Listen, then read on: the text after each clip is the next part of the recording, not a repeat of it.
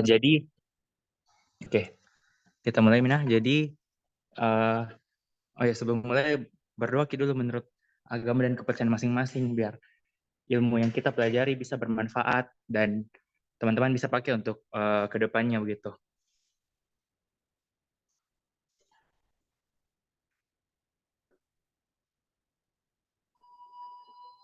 Oke, berdoa selesai.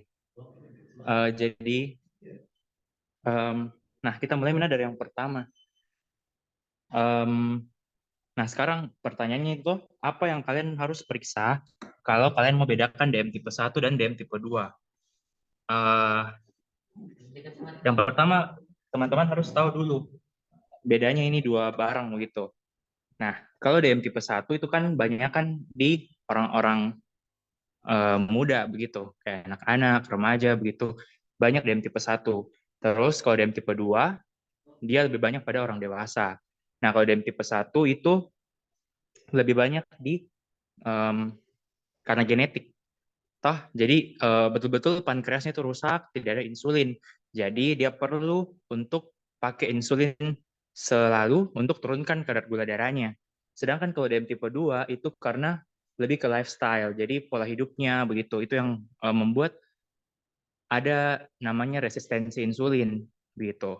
Ada beberapa dokter juga yang bilang itu namanya hiperinsulinemia. Jadi sebenarnya insulinnya ada, tapi insulinnya itu tidak bisa direspon sama selnya begitu. Reseptor insulinnya itu tidak bagus, tidak peka. Jadi tidak bisa dipakai untuk menurunkan kadar gula darah pada pasien-pasien DM tipe 2. Nah, sekarang perbedaannya itu ini yang saya langsung saya jawab di itu jawabannya si peptide. Karena kenapa? Karena ketika pankreas itu keluarkan insulin untuk turunkan kadar gula darah begitu. Nah, itu si peptide juga bersamaan dikeluarkan.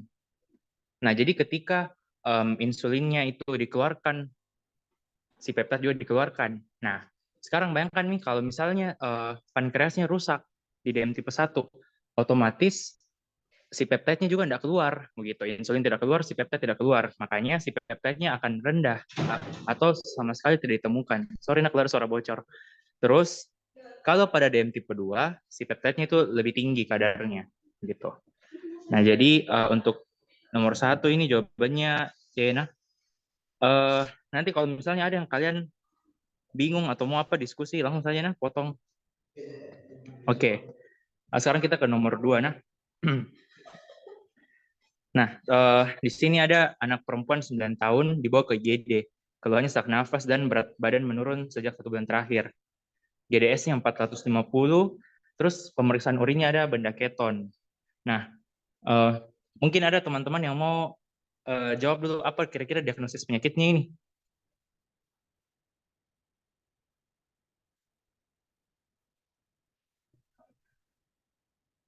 Halo, terdengar di suaraku. Iya, Yang kedengaran, Kak. jawab Kak, Apa yang kira-kira D Kak. diagnosisnya ini? Oh sorry Kak. Tapi Kak DM tipe 1 Kak. Hah? Tunggu dulu, ada yang chat ini kah? Kak Ade, Kak Ade. Oke, sama DM tipe 1 di. Iya, ini lebih ke Kak Ade nah, atau ketoacidosis diabetikum. Nah, kelihatan layarku semua ini. Oke. Nah, di sini apa ciri khasnya sebenarnya yang kalian bisa lihat?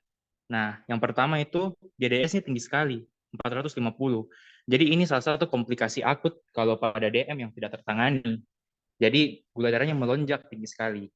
Nah, apa yang bisa kalian bedakan kalau sama ada satu komplikasi lain namanya HONG, hyperosmolar hyperglycemic state ya atau apa itu saya lupa HHS. Nah, yang pertama itu kalau pada DKA ada benda keton, namanya saya kan ketoacidosis diabeticum. Kalau pada HHS itu atau HONG itu tidak ada benda ketonnya. Terus biasa kalau HHS itu GDS-nya lebih tinggi, bisa 600, 500. Terus ciri khasnya itu DKA, kalian akan biasa di vignette soalnya itu dibilang ada pernafasan kusmaul atau pernafasan cepat dan dalam. Jadi kalau pasiennya itu kalian lihat kayak sesak nafas, ada kayak pokoknya dia ngos-ngosan begitu karena dia ada proses hiperventilasi. Dia mau kasih keluar itu hidrogen atau ion asam di dalam tubuhnya dengan cara mekanismenya adalah hiperventilasi. Jadi dia nafasnya cepat sekali dan dalam begitu. Nah, sekarang apa yang kita lakukan pertama kali? Nah, pertama tuh waktu saya nggak baca ini soal tuh, waktu saya membaca teorinya saya pikir kasih insulin. Ternyata salah, Kak. Jadi yang pertama itu kalian harus resusitasi cairan dulu. Gitu. Resusitasi cairan dengan NaCl 0,9%. Kita nggak kasih dextrose, nah, karena dextrose itu kan meningkatkan gula darah tuh, mati pasien mau nanti kalau kasih begini. Jadi harus kasih NaCl 0,9% dulu. Kalau misalnya sudah tertangani resusitasi cairan, sudah bagus KU-nya, keadaan umumnya, baru kalian tangani gula darahnya yang tinggi dengan kasih insulin. Nanti ada dosisnya di bawah itu saya kasih lihat di PPT. Oke? Jadi untuk ini jawabannya resusitasi cairan dengan NaCl 0,9%. Nah, lanjut nih. Berikutnya, seorang anak umur 4 tahun, 11 bulan dibawa ke poliklinik. Keluhan alat kelamin tidak jelas. Kulitnya kehitaman, muncul jerawat, tidak ada muntah-muntah, ada bulu-bulu halus di daerah genital. Kira-kira dia kenapa? Sebenarnya kalau kalian bisa, sebenarnya kalau nggak belajar kok tuh, bisa kok tebak-tebak aja ini kira-kira apa penyakitnya. 4 tahun, ada jerawatnya, ada bulu-bulu halus di daerah genital. Kira-kira apa? Kalau B, Cryptorchidismus itu testis tidak turun. Kayaknya kurasa ada hubungannya begitu. Kalau kalau saya, nah, misalnya kayak nggak sempat ku belajar begitu berkong pitik-pitik anak-anak begitu berpikir tuh, nah, nggak mungkin B kalau saya. Pubertas terlambat, kayaknya nggak mungkin tuh karena anaknya 4 tahun. Jadi masa terlambat, pubertas lebih cepat. Kalau hipospadia, kelainan lubang uretra atau pada pria. Jadi saluran kencingnya itu keluarnya bukan pas di glans penis, tapi di bawah. Oke. Kemudian hermafrodit yang berkelamin ganda, kayaknya lebih tidak mungkin lagi tuh kalau saya. Jadi kalau saya jawabnya pubertas precox. Gitu. Artinya pubertasnya lebih cepat dari waktu yang sebenarnya. Nah, ini menjawab sekaligus yang di bawah, nomor 4 sama 5. Jadi pubertas normal pada perempuan dan laki-laki itu berbeda. Pada perempuan lebih cepat. Ingat saja perempuan lebih cepat, Kak. Tapi nanti pada akhirnya laki-laki yang lebih lebih tinggi begitu nah. Nah, di sini ingat saja kalau perempuan itu lebih cepat 8 sampai 13 tahun. Tapi kalau laki-laki itu 9 sampai 14 tahun. Ini juga bakalan kalian dapat lagi kayaknya di siklus hidup deh. Jadi kayak akan berulang-ulang di materi yang juga diingatkan untuk kalian.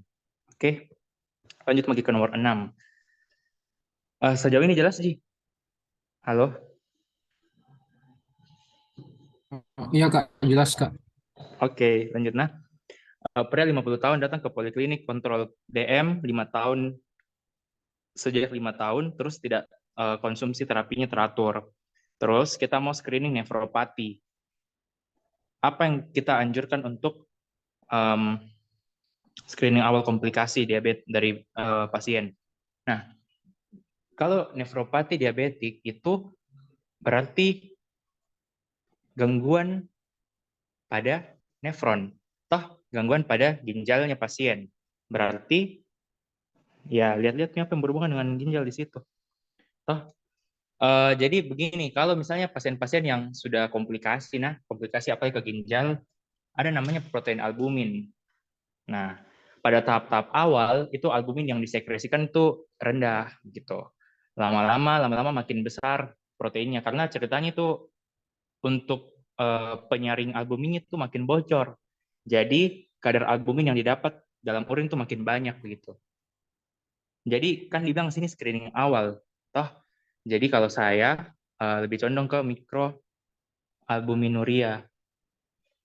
Nah, C. Nanti kalau sudah lama-lama lebih ke makro karena kadar albuminnya itu makin besar. Kalau saya tidak salah ingat lebih dari 3.000 ya kalau tidak salah. Pokoknya kalau mikro 300 sampai 3.000. Oke, kalau salah koreksi karena saya agak lupa-lupa misalnya. Nah, kita lanjut ke nomor 7. TTGO itu pada orang dewasa dilakukan dengan menggunakan, ini hafalan memang ya, Langsung misalnya 75 jawabannya. Jadi, selalu kalau patologi klinik itu dokter Boy selalu tekankan, kalau kita mau diagnostik pasien DM, paling bagus dengan TTGO. Jadi kita provokasi pasiennya dengan berikan glukosa oral, begitu kita kasih minum dia 75 gram glukosa yang dilarutkan.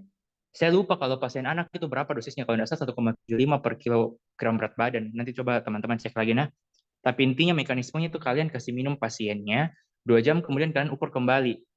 Kalau 200 sampai di 200 berarti kalian bisa diagnostik DM gitu. Nah, jadi ini jawabannya 75 gram glukosa anhidros. Nah, berikutnya, pria 50 tahun, lemas, ada gejala-gejala khas DM di sini juga, toh berkemih malam hari, suka berkemih berarti poliuri. Toh selain itu ada juga apa polidipsi, polifagi, sama penurunan berat badan yang tidak jelas apa penyebabnya. Toh di sini kan jelas dibilang penurunan berat badan kurang lebih 4 kilo dalam 3 bulan, padahal nafsu makannya makin meningkat. Jadi kayak tidak sejalan, Ki. Kalau orang kan nafsu makan meningkat harusnya makin naik badannya, tapi ini menurun badannya. Nah, kalau saya jawab ini soal, saya jawab berdasarkan kata kunci di sini. Tinggi badannya 160. Apa nasi? 160 miligram. Tinggi badan ini sentimeter, nah harusnya ini soalnya. Nah, tinggi badan miligram. Berat badan 80 kilo. Nah, kalau teman-teman lihat IMP ini obesitas. Toh, terus GDS-nya 300. Nah, sana sama DM karena GDS-nya lebih dari 200 dan ada tanda-tanda kardinal DM. Toh, itu tadi yang saya bilang polidipsi, suka minum, polifagi, suka makan, poliuri, suka kencing, sama turun berat badan. Nah, kalau mekanismenya kenapa itu terjadi semua, kalau saya tidak salah ingat pernah dibilang Prof. Makbul, karena itu semua barang yang masuk ke dalam tubuhnya tidak direspon sama sel tubuhnya begitu. Jadi kayak seakan-akan tidak ada yang masuk. Akhirnya tubuh selalu memberikan sinyal untuk lapar, untuk haus, begitu.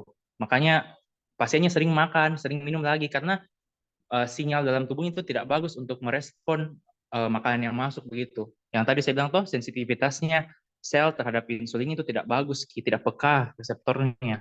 Jadi akhirnya tubuh terus minta untuk ada asupan gitu. Nah, biasanya tuh kalau obat-obat anti DM tuh saya agak-agak tembak-tembak ya. Tapi kalau saya jawab ini soal, saya lebih jawab metformin. Karena metformin itu bisa untuk selain dia turunkan gula darah, dia juga bisa untuk menurunkan berat badan. Betul atau betul? Tunggu nah. Metformin. Dia paling bagus untuk pasien DM karena dia bisa menurunkan berat badan atau weight loss. Nah, sedangkan kalau misalnya obat-obat sulfonylurea itu dia weight gain, jadi dia meningkatkan berat badan, begitu. Nah, jadi kalau ini saya jawabnya metformin, oke? Malah sekarang tuh saya pernah dengar orang minum metformin secara bebas, padahal dia tidak DM, tapi karena dia obes, dia mau turunkan berat badannya, dia minum metformin, padahal dia tidak DM. Jadi orang itu mau efek lain dari obatnya begitu. Nah, lanjut. Pria 45 tahun, lemas, BB menurun, tenggorokan kering, suka terbangun malam hari, poliuri. Terus pemeriksaan fisik ada IMT 16,5 toh, underweight. Pernafasan ini kalau dibilang cepat dan dalam, langsung kalian arahkan pikirannya ke pernafasan Kussmaul dan GDS-nya lebih dari 600. Nah, ini kita bisa curiga antara HS atau TKA tadi. Dan HbA1c-nya 14%, sudah tinggi sekali nih. Nah, apa pilihan pertama pengobatannya? Kalau saya, setelah kita rehidrasi dulu pasiennya dengan NaCl, kita turunkan gula darahnya itu dengan, menurutku tidak mempan dengan kita kasih obat oral. Kita harus kasih insulin. Nah, insulin basal bolus. Jadi ada insulin yang untuk menekan di malam hari, dan ada insulin yang bersifat menekan gula darah premil. Nah, jadi harus diberikan sebelum makan, gitu, 3 kali 1. Sedangkan obat-obat oral ini em, lebih lama kerjanya begitu, lebih cepat kalau insulin. Jadi saya lebih condong ke insulin. Nah, berikutnya pasien 55 tahun, screening DM, GDP 119, TPGO 185. Apa diagnosisnya? Ini teman-teman harus bedakan baik-baik karena sampai di koas pun teman-teman biasa akan ditanya-tanya sama dokter kalau direspon atau apa begitu toh. Karena paling penting untuk tahu cut off-nya pasien-pasien dikatakan DM itu kapan begitu. Saya bukakan langsung slide-nya di. Um,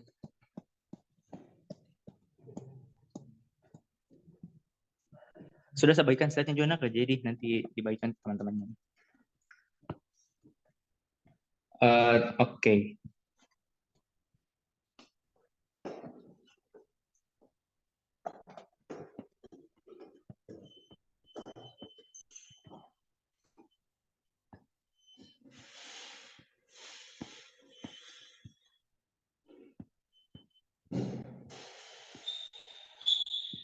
Nah, ini nah, teman-teman harus ingat baik-baik ini cut off-nya.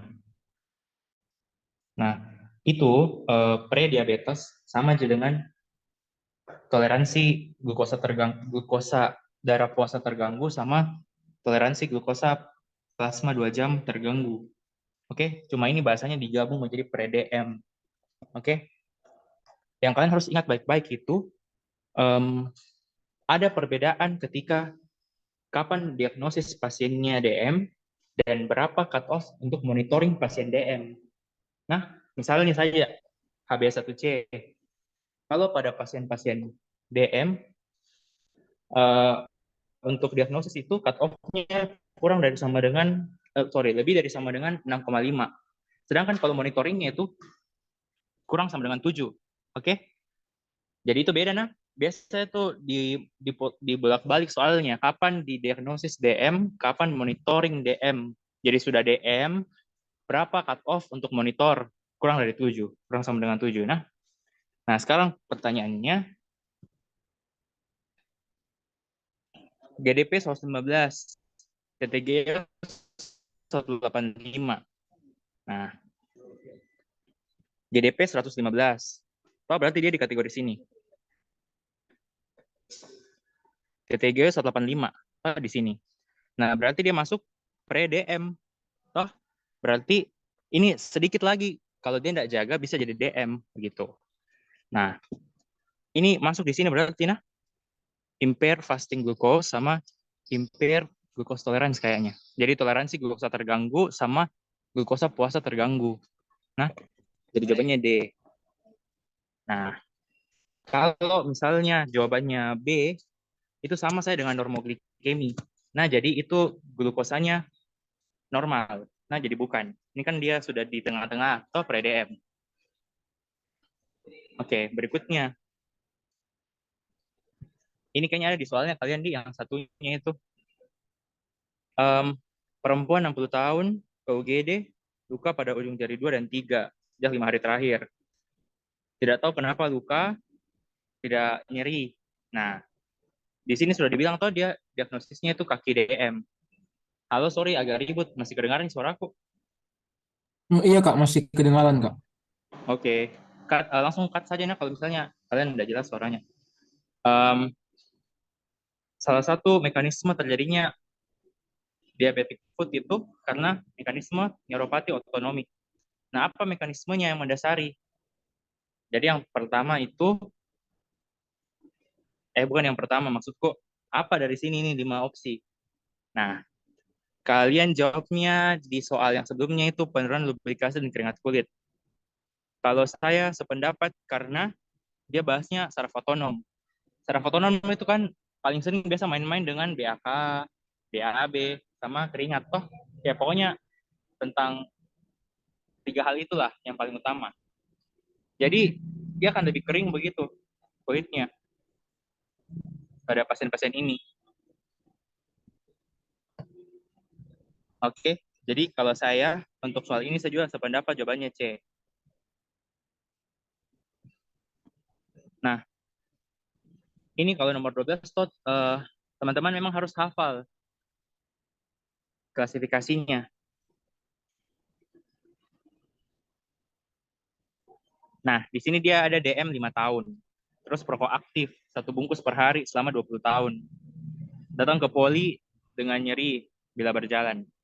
Terus di pemvisnya ada jari yang sudah hitam, pucat, jari keempat dan 5, terus ada ulkus kecil pada daerah lateral kaki kanan. Nah, kalau kriteria Fontaine itu apa ininya? Apa stagingnya? Nah, kalau di sini ada, saya lupa itu ada temannya, kalian jawab di situ stage 4. Stage 4. Jadi kayak sudah ada di situ toh, disertakan juga referensinya di situ. Jadi saya ngikut Mi juga. Soalnya tuh jujur kalau soal-soal begini tuh akan cepat dilupakan karena klasifikasi itu banyak sekali. Jadi kayak pasti teman-teman harus baca ya kembali klasifikasinya per materi lah. Nah, jadi kalau ini langsung saya kita stage 4 kan gitu. Sesuai dengan apa yang teman-temannya kalian tandai di soal lain. Nah, kita lanjut. Nah, perempuan 41 tahun masuk ke UGD dengan kesadaran menurun. Kondisi ini dialami sejak 6 jam lalu, di mana pasien disangka tidur siang. 1 minggu terakhir pasien mengeluh lelah, mual, berat badan menurun. Sorry nah lagi jalan kaki kayak ini di luar. Tunggu sebentar nanti diam tenang. Sambil saya bicara saja dulu. Sering berkemih tengah malam. Nah, 3 hari terakhir pasien sesak dan gelisah. Pemeriksaan fisiknya TB 157, BB 43. Nadi 110, tidak kuat angkat. Pernafasan sekali lagi cepat dan dalam. Berarti ini nafasnya nafas kusmaul. Oke. Nah, GDS-nya itu 290. Apa patomekanismenya yang mendasari pada pasien ini? Nah, kalau saya jawabnya ini A. Ion hidrogen yang berlebihan. Jadi tadi saya bilang tuh karena banyak tinggi kadar asam dalam tubuhnya, dia mau keluarkan dengan cara hiperventilasi. Jadi dia perbanyak laju nafasnya supaya itu ion hidrogennya keluar gitu. Jadi akibatnya terjadi itu pernafasan kusmaul, pernafasan cepat dan dalam. Oke? Nah ini 14. Coba teman-teman jawab beda di komen. Tadi tuh yang saya bilang cut off HB1C kalau diagnosis DM itu berapa? Kita lihat beda di Zoom nah.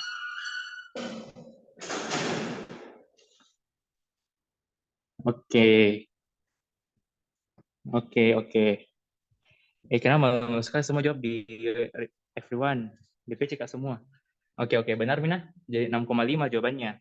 Sedangkan kalau monitoring 7. Nah, itu yang agak mengecoh biasanya. Jadi perhatikan baik-baik kata-kata soalnya. 6,5. 6,5 ya untuk soal ini. Terus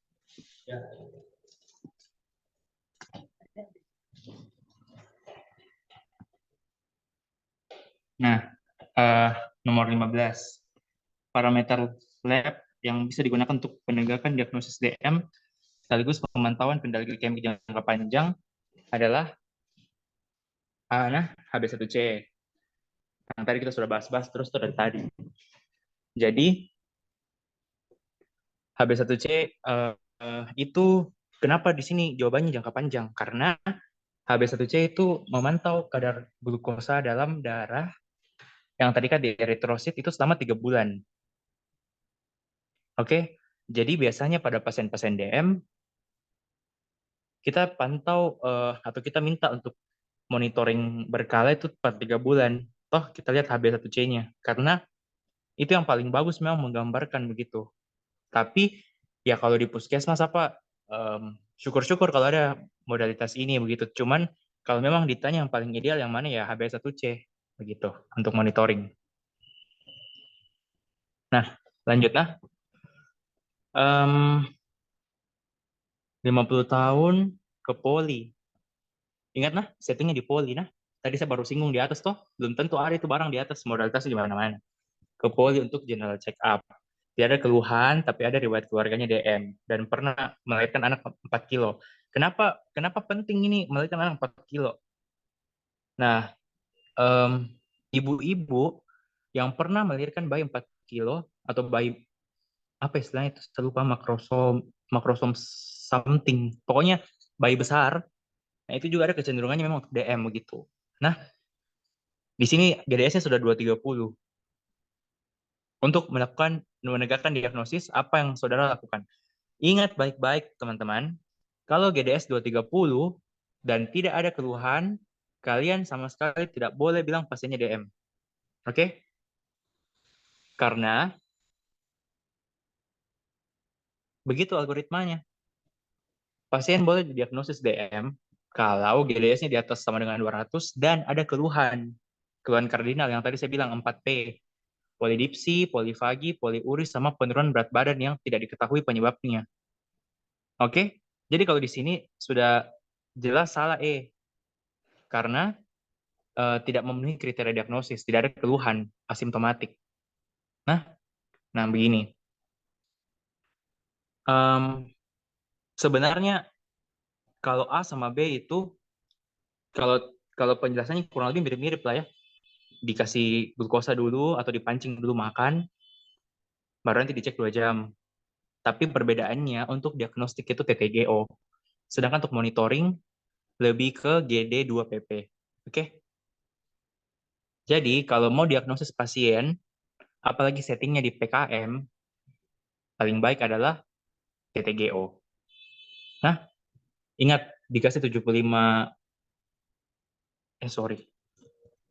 75 gram gula anhidros. Nah, terus 2 jam kemudian diperiksa.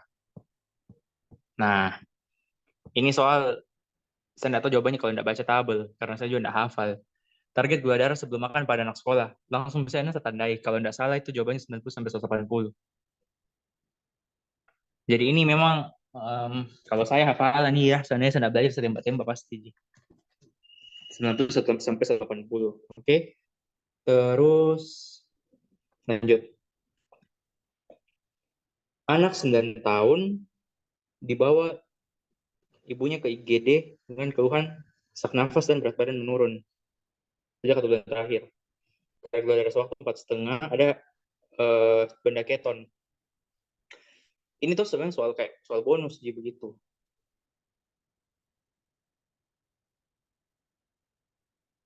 Jelas sekali di sini. Karena ada benda keton, ada sesak nafas, toh hiperventilasi, terus ada GDS yang 4,5. Nah, itu berarti sudah komplikasi akut DM. Nah, ingat komplikasi DM itu ada komplikasi akut sama komplikasi kronik. Komplikasi akut itu ada DKA atau KD sama G, HHS sama hipoglikemi. Hipoglikemi sebenarnya komplikasi kalau ini sih minum obat gitu toh. Sedangkan kalau kronik ya banyak nih. Ada yang mikrovaskular sama yang makrovaskular. Nanti kita lihat lagi nefropati, retinopati, neuropati, stroke, penyakit kardiovaskular. Nah, kalau di sini sudah jelas sekali. Kalau saya jawabannya ini B, soal bonus lah. Nah, apa pengobatannya yang kita berikan pada pasien ini? Sebenarnya toh kalau kasus begini, seingatku itu jawabannya kita harus turunkan gula darahnya dengan cepat. Tapi ingatnya yang paling pertama kita rehidrasi dulu. Pokoknya sampai memang keadaan umumnya baik, baru kita lanjut ke terapi ini. Kalau saya pilihnya yang A. Jadi dosisnya 0,05 sampai 0,1 unit per kilogram berat badan per jam, short acting.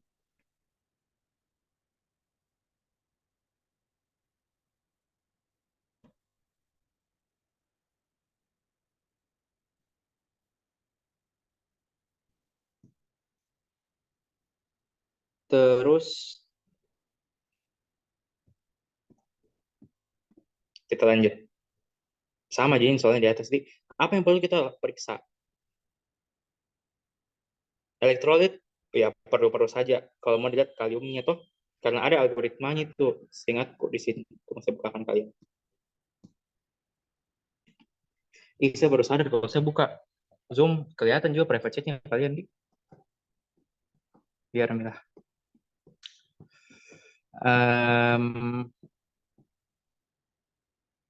Nah, ini teman-teman. Dehidrasi dulu pertama, kemudian kalian kasih insulin, terus lihat kaliumnya sama bikarbonat. Kalau saya, mungkin elektrolit juga bisa, tapi saya lebih condong juga ke analisa gas darah untuk mau tahu dia pasiennya ini asidosis bagaimana begitu. Kan ada asidosis metabolik, asidosis respiratorik, toh ada alkalosis respiratorik, alkalosis metabolik. Jadi kita mau tahu bagaimana um, kompensasi dalam tubuhnya begitu, untuk kita bisa tahu terapi lebih lanjutnya. Nah, jadi saya lebih ke AGD untuk soal ini. Nah, jujur Kak, nomor 21 saya enggak tahu di mana mau cari ini barang. Saya lupa juga, ini setauku pernah dibahas, tapi kayak di biokim. Mungkin ada teman-teman yang bisa jawab ini soal nomor 21. Saya agak lupa.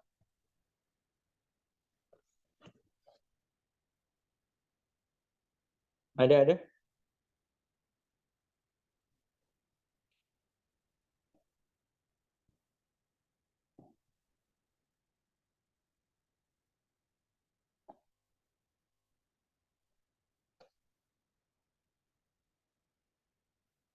Adakah yang tahu soal itu tadi?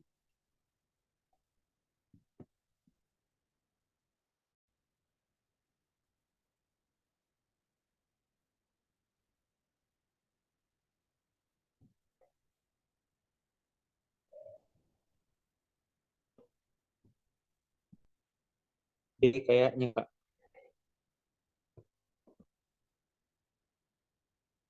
Hmm,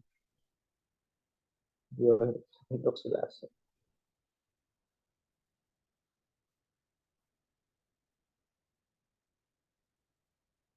Prekursor adrenalin. Oke. Kayaknya satu orang yang menjawab. Terus saya juga lupain materi dan kayak enggak ketemukan. Kita tandain dulu Dena. Nanti teman-teman cari-cari dulu nah. Biar kita maju dulu ke yang lain. Biasanya kalau salah di sini ya apa aja tahu satu salah. Yang penting yang lain kalian benar. Tapi tandain dulu deh. Setahu ini materi biokim sih. Dulu pernah di. Nah, kita lanjut misalnya ke nomor 22. Seorang wanita 45 tahun ke polisaraf, kram dan lemak kedua tungkai bagian kaki. Keluhan 2 tahun terakhir, sensasi kram hilang timbul, sekarang sudah kena 2 tangan. DM sudah ada 7 tahun, tidak teratur. Nah, ini diagnosisnya sudah neuropati diabetik. Terus kalian lihat lagi, sudah 2 tungkai lemah, 2 tungkai sekarang, 2 tangan juga, berarti polineuropati. Toh sudah melibatkan keempat ekstremitas. Nah, di sini sebenarnya ini kayak dibalik-balik jika katanya. Toh, A salah karena harusnya reaktif oksigen spesiesnya meningkat. Terus age formation-nya meningkat juga. Vaskularisasinya terganggu, menurun Ki. Maksudnya ada terjadi injury begitu. Terus jalur bukan polio di sini sih, poliol nah mati L Ki. Meningkat juga. Tunggu nah, ada di sini saya.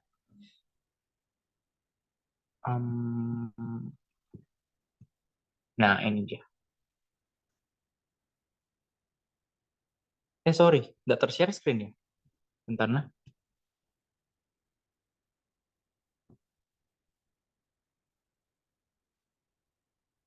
Sorry. Dan nanti kalian langsung potong saya nah, biasa saya nggak buka chatnya. Oke, kita lihat nih guys. Ada yang PC Kak, jawabannya mungkin E di sini nomor 21. Nanti teman-teman dicari dulu nah untuk soal ini. Nah, kita lanjut nah. Nah, ini gambar yang saya dapat menurutku sudah menggambarkan yang kita lihat tadi. Jadi, di sini pembentukan H-nya itu meningkat, polyol metabolic pathway-nya meningkat, sama oxidative stress-nya juga meningkat. Berarti salah itu jawaban yang itu, yang lain karena memang menurun semua di sini. Ya, kalau saya tembak-tembaknya C saja ya, karena dia hiperglikemi. Makanya berkomplikasi ke saraf. Begitu menurut saya. Oke, selanjutnya ke ini. Berikutnya.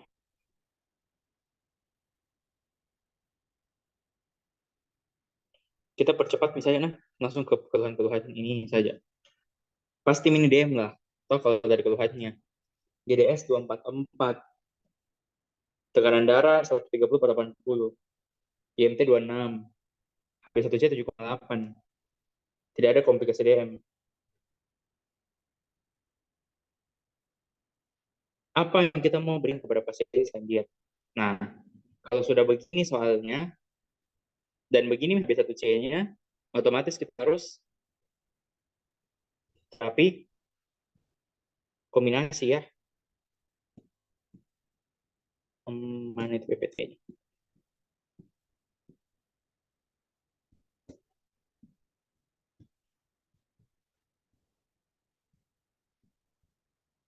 Nah, ini. HB1C-nya 7,8. Toh, kalau kurang dari 7, ya lebih ke ini saja, lifestyle gitu. Toh, sama kita kasih obat lah. Kalau kurang dari 7,5, kita kasih 1 obat. Kalau lebih sama dengan 7,5, kita kasih 2 obat. Kalau sudah lebih dari 9, sudah harus ada insulin, apalagi kalau ada gejala klinis. Jadi kalau ini, karena soalnya itu HB1C-nya 7,8, jadi kita sudah harus combine 2 obat. Nah, jadi langsung saja jawabannya ini. Kombinasi metformin dan glimepiride. Di sini dia metformin dan sulfonylurea golongannya. Gitu. Kalau insulin belum dikasih, karena belum PG setinggi itu HB1C-nya. Oke. Lanjut, laki-laki 57 tahun, kram, nyeri tangan kanan, memberat malam hari, pasien sering terbangun. Saya lupa dulu ini materi kita di endokrin ini tentang ini. Dulu saya dapat ini di neuro. Kalau saya lebih ke carpal tunnel syndrome. Nah, karena dia ada kram-kramnya di tangan begitu, ada rasa nyeri-nyerinya. Dan saya cari di internet tuh, kenapa dia berhubungan juga sama malam hari, karena ada akumulasi cairan di situ dalam jaringannya ketika malam hari saat tidak ada kontraksi otot yang aktif. Makanya dia punya keluhan-keluhan itu yang kayak kram, nyeri makin terasa berat malam hari. Begitu. Jadi saya untuk hal ini saya lebih ke carpal tunnel syndrome. Lanjut, nah. Pria 45 tahun, kurus, nafas kusmaul, GDS-nya lebih dari 600, habis itu 14. Wah, sudah harus kita terapi insulin lah, sudah jelas sekali ini, Pak. Karena kita mau turunkan kadar gulanya, karena tinggi sekali nih, HB1C sudah 14. Apalagi sudah ada keluhan-keluhan toh yang tadi saya bahas, sudah ada keluhan HB1C lebih dari 9, sudah indikasi kita kasih insulin. Nah, ini juga soal menurutku nomor 26 agak-agak tricky. Laki-laki 49 tahun, demam, telapak kaki bernanah, ada luka tertusuk paku 2 minggu. Sudah dikasih antibiotik, tapi tidak sembuh-sembuh. Sudah menjalar, berbau busuk, tidak ada rasa nyeri. Hal ini disebabkan oleh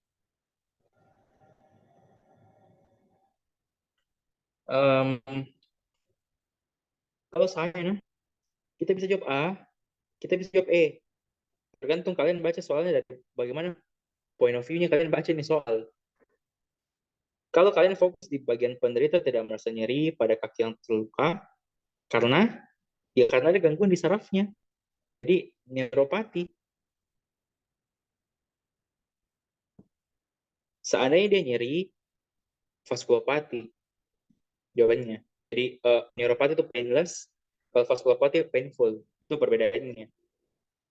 Tapi kalau kalian mau tarik dari lebih jauh lagi, apa sebenarnya dasarnya mekanisme terjadinya ini barang-barang semua? Ya karena ini komplikasi dari DM, hiperglikemi.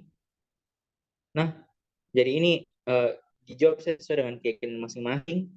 Kalian lebih prefer ke hiperglikemi atau neuropati? Bisa dua-duanya, begitu. Kalau saya misalnya naik di ujian saya jawab ya, tapi tergantung kuncinya tuh kalian apa begitu di soal ujiannya kalian. Nah, lanjut 27. Apa pilihan obatnya? Kalau ini juga jujur saya agak bingung. Saya pilih C atau pilih E. Tapi yang jelas, pasti dia sudah tinggi kadar glukosanya. Makanya kita harus bantu dengan insulin. Nah, tapi kalau saya lebih baik kita kombinasi saja. Insulin dan obat oral. Thiazolidinedion. Oke? Jadi kita berikan secara oral dan kita berikan juga injeksi begitu. Karena ini kadar glukosanya tinggi begitu sampai sudah komplikasi di pasien. Nah, berikutnya kaki diabetik. Apa klasifikasinya? Ini juga hafalan ya teman-teman. Jadi coba ada yang bisa jawab ini barang klasifikasi apa? Yang Wagner Kak. Oke, baik Narna. Kalau NCP ATP3 ini untuk sindrom metabolik, nah begitu. Kalau Fountain ini untuk peripheral arterial disease. Kalau Calgreen saya pernah dengar juga. Dia untuk OA, osteoartritis. Oke, Calgren sebenarnya sih, bukan Calgren, Calgren. Jadi ini baik Narna. Lanjut.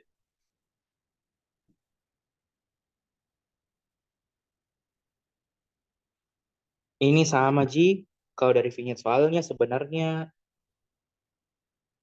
kalau saat ini apa apa yang terjadi pada pasien ini ya KAD, ada ada peningkatan GDS, ada ketonuri, ada nafas kusmaul.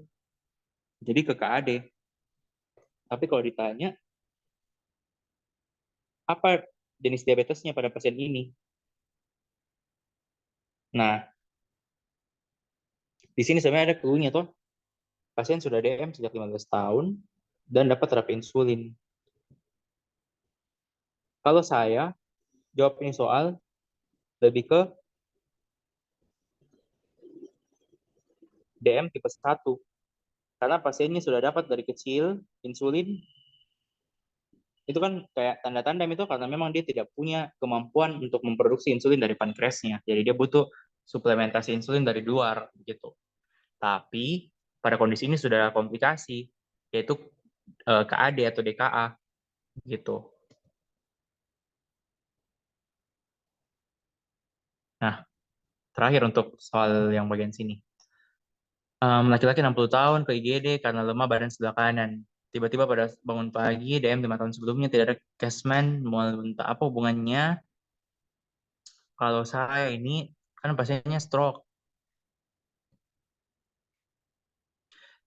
Jadi ingat, DM itu komplikasi kroniknya ada mikrovaskular, ada makrovaskular. Mikrovaskular ya pembuluh-pembuluh darah kecil toh, seperti di saraf, misalnya neuropati, di mata retinopati, di ginjal nefropati. Nah, kalau makrovaskular bisa stroke, bisa cardiovascular disease. Nah, kalau di sini dia stroke, kenapa? Gitu. Jadi kalau dari yang kubaca, dia terbentuk aterosklerosis karena pasien-pasiennya itu ada inflamasi sistemik. Toh akhirnya dia bikin plak pada pembuluh darahnya sehingga ada aterosklerosis pada pasien gitu. Sebenarnya ini jujur kalau soal patomekanisme toh saya agak tidak terlalu suka karena dia tidak pasti ke jawabannya. Maksudnya kalau kalian tidak belajar, kalian lebih ke tembak-tembak begitu. Tapi kalau dari yang aku dapat di internet, saya lebih condong ke B. Adanya aterosklerosis begitu. Oke, jadi kalau saya ini B. Oke, itu dulu yang tentang DM.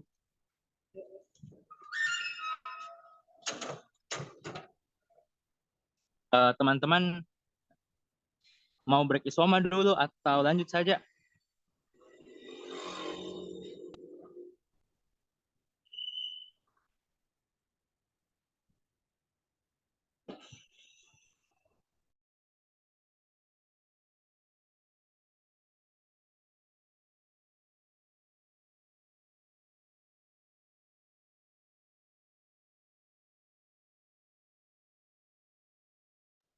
Oke, isoma di sampai jam berapa teman-teman?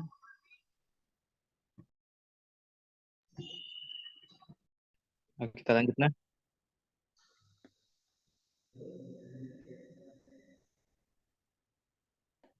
Oke. Kita bahas adrenal ya.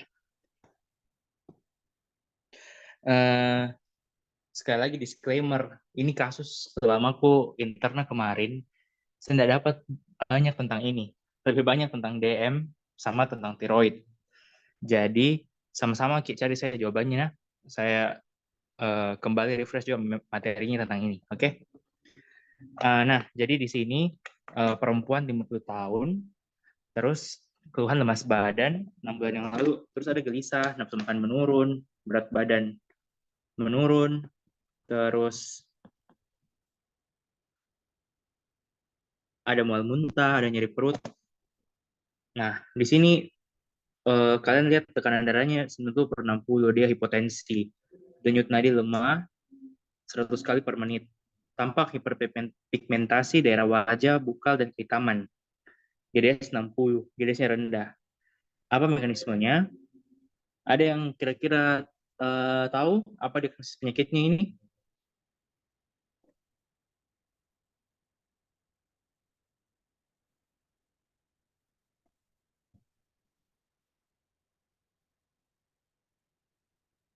Ayo, ayo. Ada yang tahu? Mohon maaf Kak, sebenarnya share screen-nya dia tidak ada Kak. Oh, aku stop Ki memang. Siapa tahu ada yang mau chat. Malu-maluan. Oh iya Kak. Tunggu. Ada yang mau berpendapat tadi? Jadi dia lemas, dia turun berat badannya, terus dia ada mual muntah dan nyeri perut. Nah, di situ dia hipotensi. Ada yang tahu enggak itu kira-kira dia apa diagnosis penyakitnya?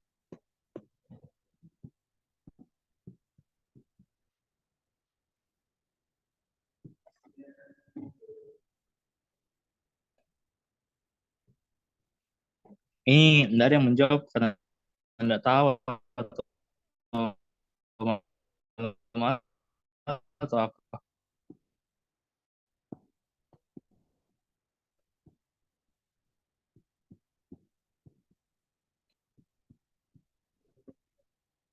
Addison disease, Kak.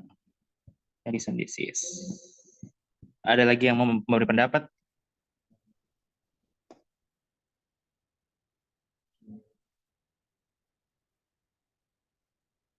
Yang A, Kak.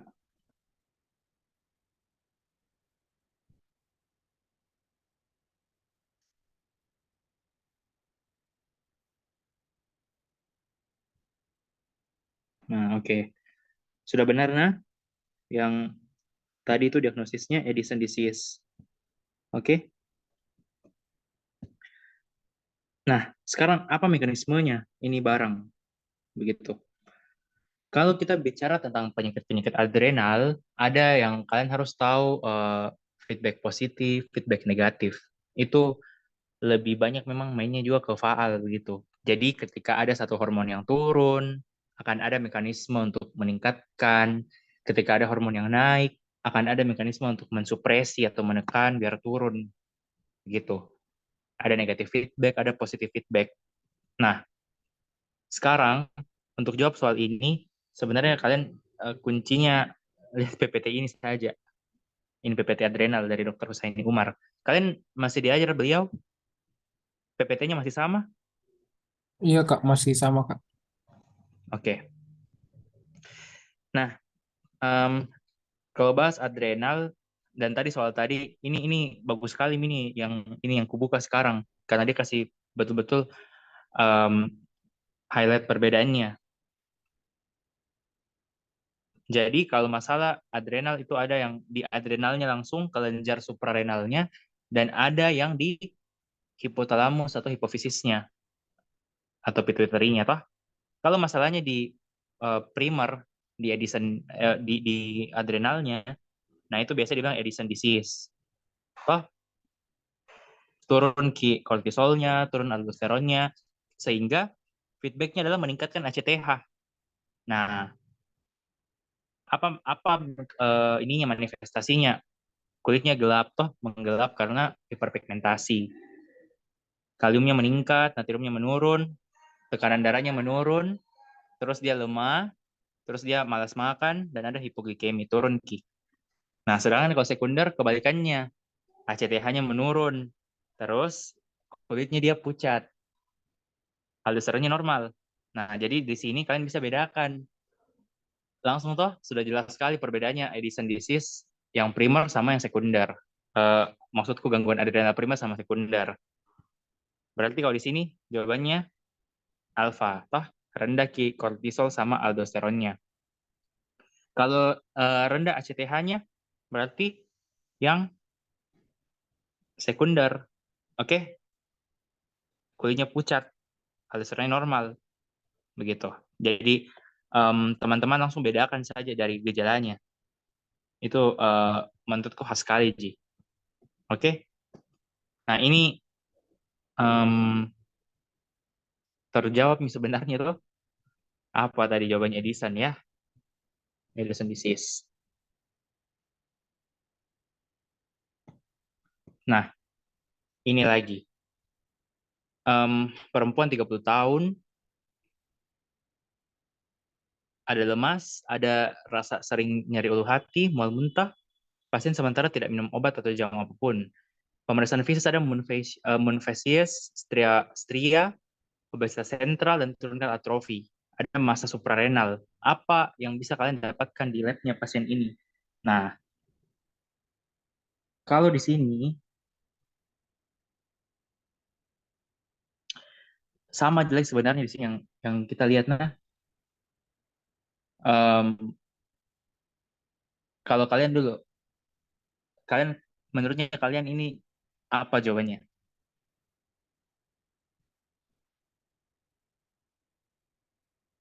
Saya stop share dulu Pak, biar kalian kalau mau jawab tidak malu-malu.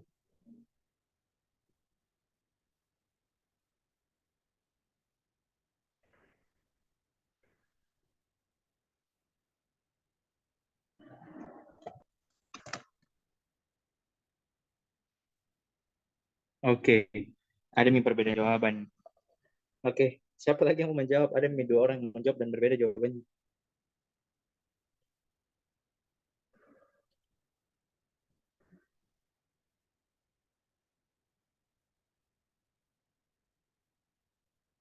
Ada lagi yang menjawab?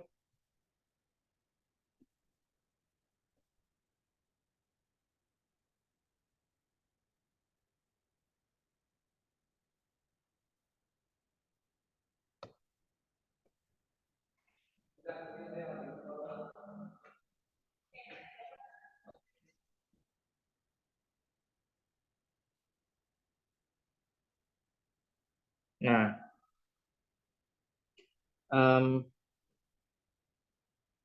teman-teman harus bedakan dulu nah Jadi kalau saya belum share screen memang. Jadi kalau di sini ada terminologi yang teman-teman harus bedakan. Ada namanya Cushing syndrome sama Cushing disease. Nah, sindrom sama penyakit. Terminologinya itu beda. Begitu. Cushing syndrome itu luas. Banyak sekali yang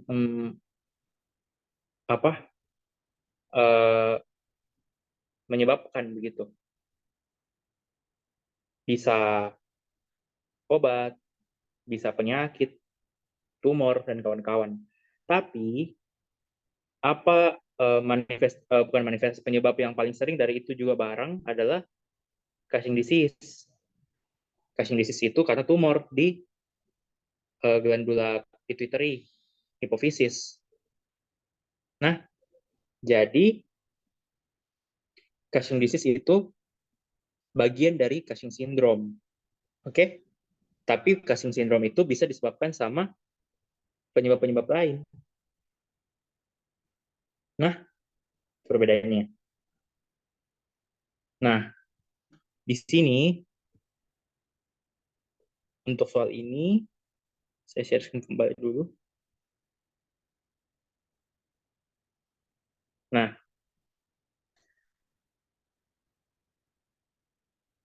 kalau misalnya tumornya ini di adrenal, nah berarti kortisolnya itu lagi tinggi-tingginya.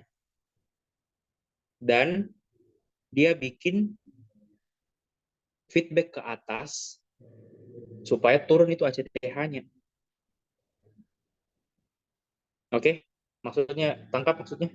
Jadi kortisolnya tinggi dan dia bikin ACTH turun. Dia berikan feedback untuk kasih turun ACTH di atas. Oke? Sedangkan kalau misalnya opsi D, ACTH tinggi, kortisol tinggi, itu lebih ke Cushing disease. Jadi ada massa di atas, di pituitary-nya. Tinggi di atas, dikasih tinggi juga di bawah. Jadi pokoknya untuk soal ini tuh harus memang main-main di feedback, begitu feedback positif, feedback negatif.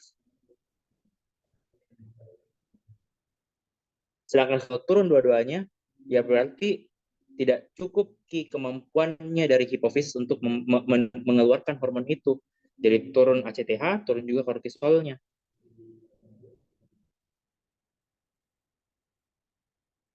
Sedangkan kalau tinggi ACTH-nya dan turun kortisolnya, berarti masanya di bawah, di adrenalnya juga. Tapi bukan tumor, nah bedakan. Kalau tumor adrenal itu, seperti soal ini masa suprarenal, itu ACTH-nya rendah, kortisolnya tinggi. Nanti saya carikan teman-teman ini gambar bagusnya untuk ini soalnya. Tapi intinya ini dulu, karena masanya di suprarenal, nah dia bikin kortisolnya tinggi di situ, dia kasih negatif feedback ke atas, akhirnya ACTH-nya rendah, begitu. Oke? Nah, kita lanjut dulu. Pria 50 tahun datang ke poli, kejang, sudah operasi kelenjar tiroid dan minum levothyroxine. Nah, saya tidak tahu yang soal termasuk atau tidak, tapi biar bisa kita bahas. Karena sudah diangkat tiroidnya, otomatis kita bisa bilang dia hipotiroid. Nah, kalau orang hipotiroid, akan dia langsung harus minum itu hormon tiroid dari luar. Dalam kasus ini levo dia harus minum. Akhirnya kadar kalsiumnya rendah. Nah, apa pemeriksaan fisik yang khas? Kalau pasien-pasien yang hipotiroid itu dia kadang-kadang cenderung terangkat juga kelenjar paratiroidnya. Nah, jadi kan paratiroid itu ada di sekitar tiroid. Nah, apa gejala yang paling khas? Ada dua, nah. Ada yang namanya Chostek sign, ada yang namanya Trousseau sign. Oke?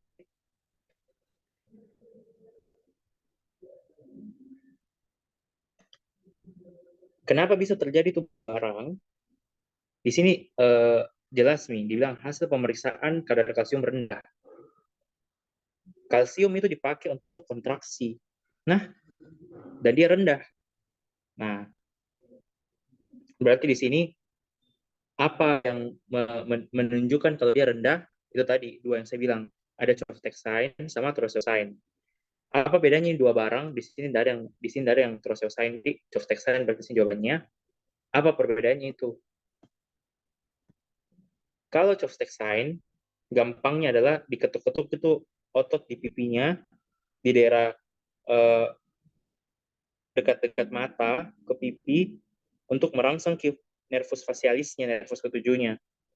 Kalau kalian ketuk-ketuk, dia akan terjadi spasme di muskulus-muskulus di wajahnya. Sedangkan kalau trosioxine itu ada spasme di karpopedal di tangannya. Tunggu, saya carikan kalian di internet.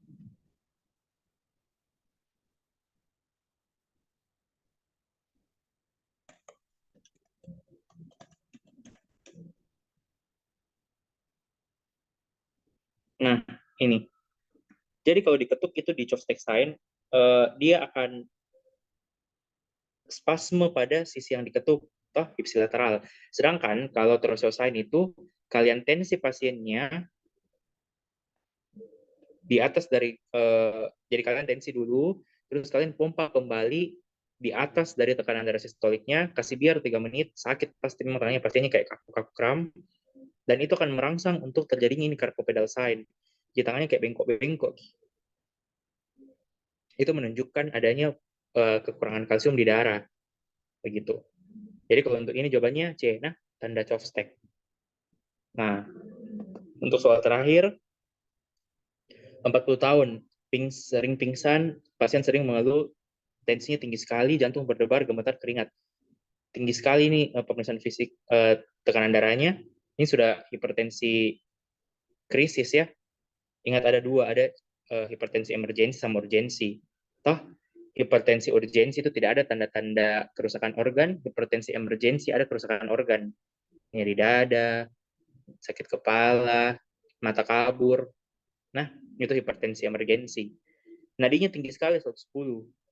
Akral dingin. Apa diagnosisnya? Ini juga jarang saya dapat kemarin di rumah sakit. Tapi kalau dari teorinya kalian, di sini jawabannya ini ya, pheochromatoma. Nah, sambil saya refresh juga. Jadi ini adalah tumor yang berkembang dari medula di adrenal, sering memang di perempuan, terus ya dia bisa bikin hipertensi tinggi sekali. Di sini tuh 90%. Dia bisa bikin sakit kepala, berkeringat, dan palpitasi, jadi berdebar-debar dirasa. Oke, itu khas di pheochromatoma. Tapi ini kalau kalian koas, nggak banyak kasus-kasus begini. Lebih banyak tadi itu kalian fokus ke DM, terapi DM, tiroid banyak juga, hipertiroid, hipotiroid, begitu. Terus apa lagi yang banyaknya di endokrin, dislipidemia, toh yang penyakit-penyakit seperti itu yang memang metabolik, sindrom metabolik banyak itu di rumah sakit. Oke, masih ada lagi soal yang kalian mau bahas? Kalau tidak ada, muka singgung sedikit teori.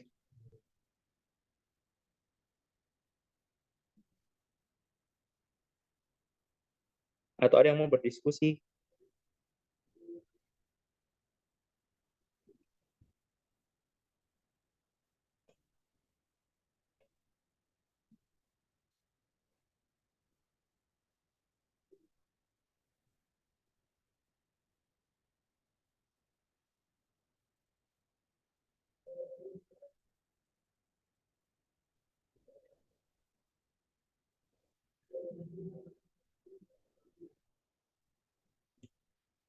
Ada?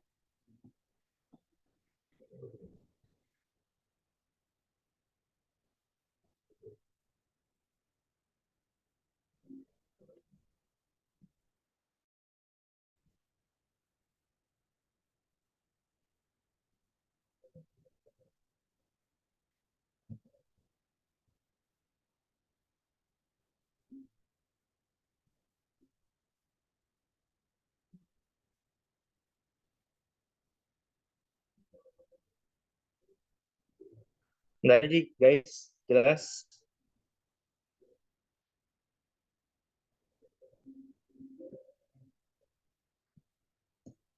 Mungkin kalau soal belum ada, Kak.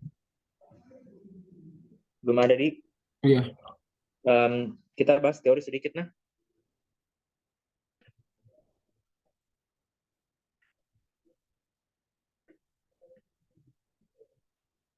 Oke. Saya pakai saja slide-nya dari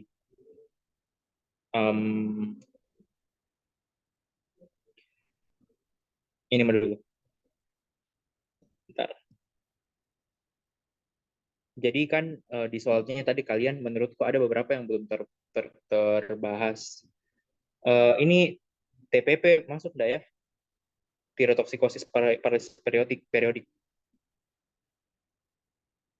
Kalau enggak masuk, saya enggak bahas. Oh, iya, Kak, masuk, Kak. Masuk ya, tapi enggak ada kayaknya soalnya. Iya. Intinya tuh teman-teman untuk soal ini, kalau yang di atas saya rasa jelas jila itu, nah DM, tiroid, neuropati. Nah, TPP itu tuh seingatku ya dulu itu vignette soalnya itu paling kayak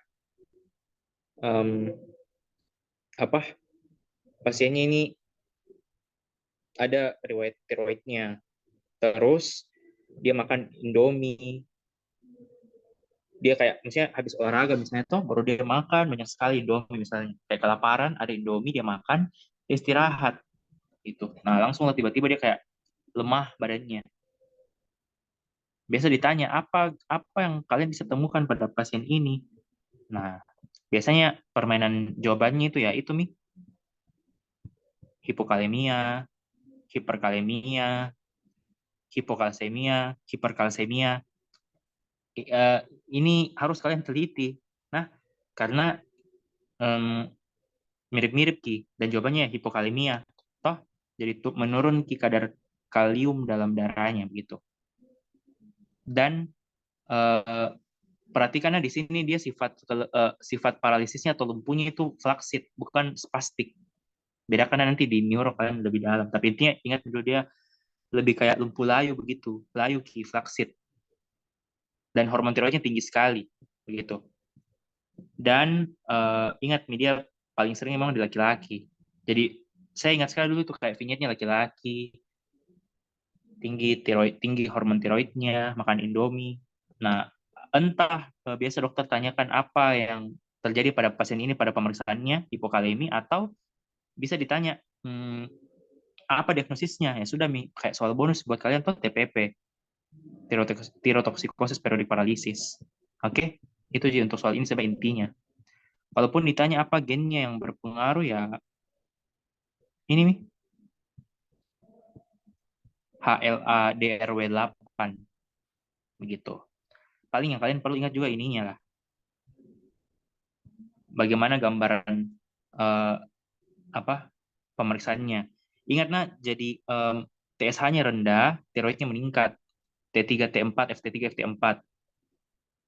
Kemudian ingat ini TSH dan FT3, FT4 itu juga ada pengaruh negatif feedback sama positif feedback seperti yang tadi ciri khas sama kortisol. Nah, terus kaliumnya ingat rendah selama serangan, tapi tidak ada serangan ya normal Ji. EKG juga biasanya mungkin ditanya gelombang T-nya datar, PR dan KIT intervalnya memanjang, ada bradikardi begitu.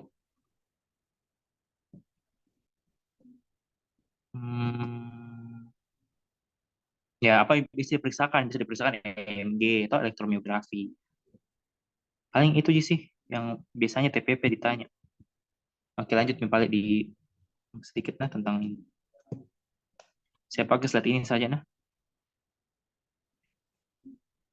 Oke, endokrin. Ya ini saya skip saja ya tentang kelenjar-kelenjar. Nah DM. Tadi saya sudah singgung sedikit tuh DM itu ada DM tipe 1 genetik biasa anak-anak muda, ya anak-anak atau remaja begitu usia-usia muda. Sedangkan kalau DM tipe 2 karena biasa lifestyle ada perilaku gaya hidupnya yang tidak baik misalnya begitu. Dan biasa pada orang-orang dewasa. Perbedaannya adalah satu itu absolut. Jadi memang awal sudah tidak ada insulinnya, harus memang disuplai terus dari luar. Sedangkan kalau DM tipe 2 ada insulinnya tapi tidak peka reseptornya untuk tangkap. Nah, ini ada yang belum terbahas, DM tipe lain. Jadi, apa maksudnya DM tipe lain? Ada DM yang lebih cepat ditemukan pada anak-anak dan itu tipe 2 begitu. Sedangkan kalau LADA orang dewasa tapi lambat muncul penyakit DM-nya. Oke? Biasanya LADA ini dibilang DM tipe 1,5. Jadi antara DM tipe 1 dan DM tipe 2. Begitu. Ini DM tipe lain. Jadi kalau ada vignetnya kayak dia 40 tahun nih, pokoknya sudah tua, terus dia pankreasnya bermasalah, si peptide-nya kalian temukan ada. Nah, berarti kalian sudah curiga itu DM tipe 1,5, bukan DM tipe 2. Oke? Ingat sekali lagi, si peptide itu membedakan DM tipe 1 dan DM tipe 2. Oke? Kemudian, nah ini tadi gejala klinisnya, toh kalian ingat baik-baik 4P.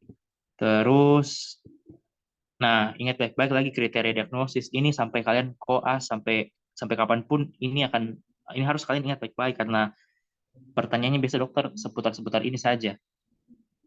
Cut off-nya ingat baik-baik. Kalau GDP itu lebih sama dengan 126, GD2PP sama GDS lebih dari 200 sama dengan, tapi ingat, kalau GDS itu harus tambah gejala klinis. Kalau HB1C lebih sama dengan 6,5. Oke? Kapan dibilang normal? Ya kurang dari 5,7. Nah, jadi kalau sudah di atas itu sudah pre-DM, sudah di atas. Kalau sudah 6,5 ya berarti sudah bisa kita tegak diagnosis DM. Ini tadi bedakan prediabetes, diabetes sama normal. Prediabetes itu sama dengan toleransi glukosa terganggu sama glukosa puasa terganggu. Nah, ini. Bedakan, Ki. Terus, ini tadi saya bilang toh, pasti merek glukosa dalam darahnya, dalam urinnya. Karena tidak bagus penyaringan dari ginjal.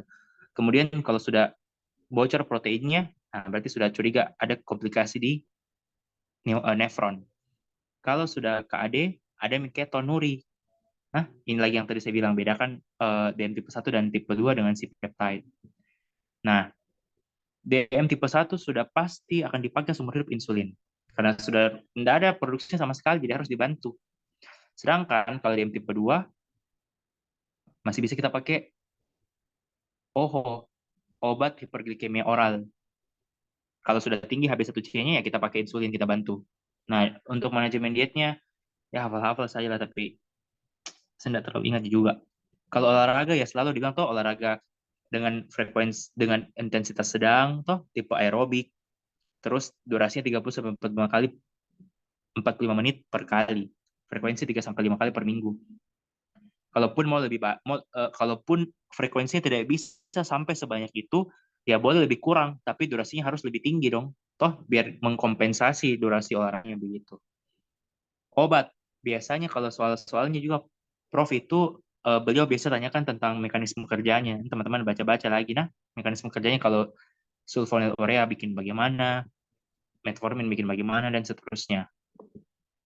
Ingat monitoringnya selalu kurang dari 7, kalau diagnosis lebih sama dengan 6,5.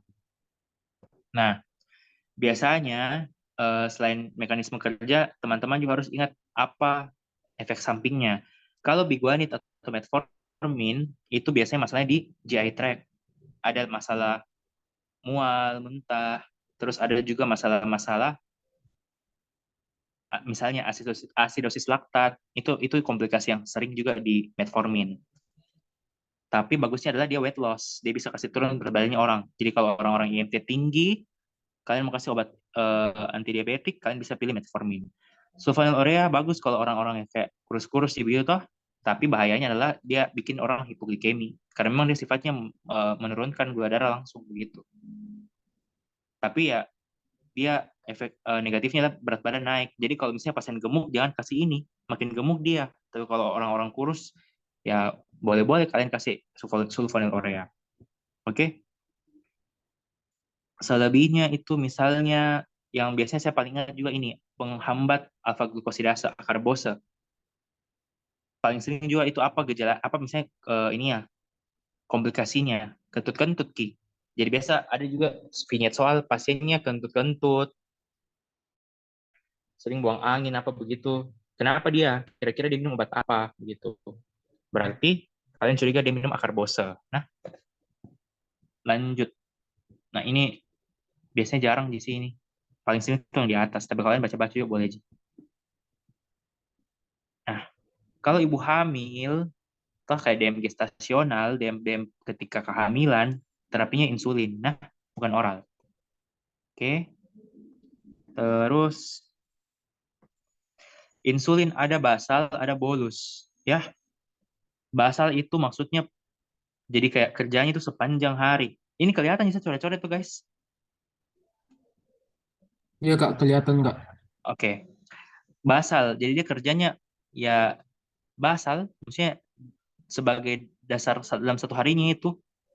Sedangkan prandial itu ya diberikan premil sebelum makan kasih, sebelum makan kasih, sebelum makan kasih 3 kali itu dalam satu hari. Misalnya 3 kali dia makan ya 3 kali sehari dikasih. Tapi ingat baik-baik, kalau teman-teman sudah kasih pasiennya insulin, misalnya insulin yang prandial ya atau insulin yang premil, selalu edukasi pasiennya jangan lupa makan setelah itu. Karena kan dia bekerja ketika, maksudnya dia bekerja kalau pada orang normal ya, makan ya keluar insulin buat kasih turun gula darahnya. Sedangkan ini pasienmu pakai insulin sebelum makan, tidak ada makanan, misalnya dia lupa makan, ya bahaya, tiba-tiba dia bisa hipoglikemi karena tidak ada um, yang dia bakar begitu. Toh ibaratnya kalian sudah kasih apa dibilang um, sudah ada senjatanya tapi tidak ada musuhnya begitu. Tapi sudah terlanjur ditembak, tidak ada bahan yang tidak ada objek yang mau ditembak ya sudahlah langsung dia hipoglikemi pingsan begitu misalnya. Jadi jangan lupa edukasi pasiennya kalau sudah pakai insulin premil jangan lupa makan begitu supaya gula darahnya tetap normal, tetap dalam kondisi yang stabil begitu range-nya begitu. Ini terapi insulin ya ingat-ingat saja yang mana short acting, yang mana rapid, yang mana intermediate, tapi setauku selama ini tidak terlalu banyak juga maksudnya tidak sedetail itu jika ditanyakan gitu. Ada juga yang long acting, ya ini yang basal nah, Lantus, Glargin, gitu. Nama-namanya saja. Nah ini juga yang penting, berapa eh, apa target terapinya kalian? INT dalam batas normal, tekanan darah begini. Yang biasa paling sering saya direspon dokter itu biasa ini. Berapa target GDP-nya? 80 sampai 130, Dok. Berapa GD2PP targetnya? Biasanya ada yang bilang 140 sampai 180. A1C-nya berapa? Kurang dari 7. Itu 3 nilai normal yang kalian harus ingat nah untuk monitoring pasien-pasien yang sudah DM. Berapa nilai normal yang harus dicapai? Kalau tidak tercapai ini kriteria target, wah berarti kalian harus pikir-pikir, oh mungkin terapiku kurang adekuat buat pasien ini harus ditambah gitu. LDL ya karena ada risikonya jadi harus lebih turun begitu kurang dari 100. Atau ada juga yang bilang kan kurang dari 130. Tapi kalau ada risiko kardiovaskular, misalnya pernah stroke, pernah penyakit jantung, riwayatnya toh keluarga atau apa ya harus lebih rendah lagi kurang dari 70. Begitu pula dengan HDL sama trigliseridanya. Nah, komplikasi tadi saya sudah bahas. Nah, ini resumenya saja, teman-teman. Krisis, yang ingat tadi nah, ada DKA sama ada HHS. Perbedaannya ini jelas sekali tuh ada satu keton, ada yang tidak ada. GDS-nya bakalan lebih tinggi kalau HHS. Oke. pH juga ini lebih asam. Nah, ini lebih cenderung ke basah. Nah, ingat, selalu kita rehidrasi dulu, kasih stabil dulu pasiennya. Terus kita kasih insulin. Tapi ingat, kita lihat kaliumnya. Kalau kurang dari 3 mg, kita tunda insulinnya. Kasih stabil dulu kaliumnya, baru kita terapi dengan insulin. Kalaupun tinggi kaliumnya, kita juga tidak bisa terapi langsung dengan insulin. Kita harus kasih, pokoknya stabilkan dulu keadaan umum pasien dan elektrolitnya. Baru kita lanjutkan dengan insulin. Toh, nanti kita lihat lagi bikarbonatnya bagaimana.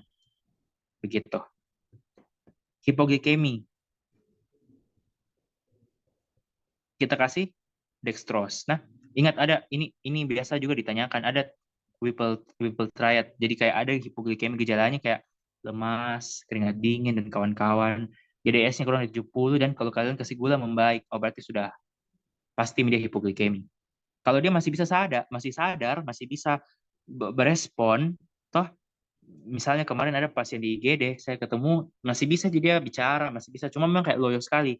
Sudah minta saya keluarganya beli 1 teh kotak atau pokoknya minuman manis supaya naik gulanya. Ketika pasiennya masih bisa minum, nah, tapi kalau sudah Cashman, kesadaran menurun, sudah harus diberikan IV, intravena, dextrose. Nah, itu saja prinsipnya yang teman-teman ingat.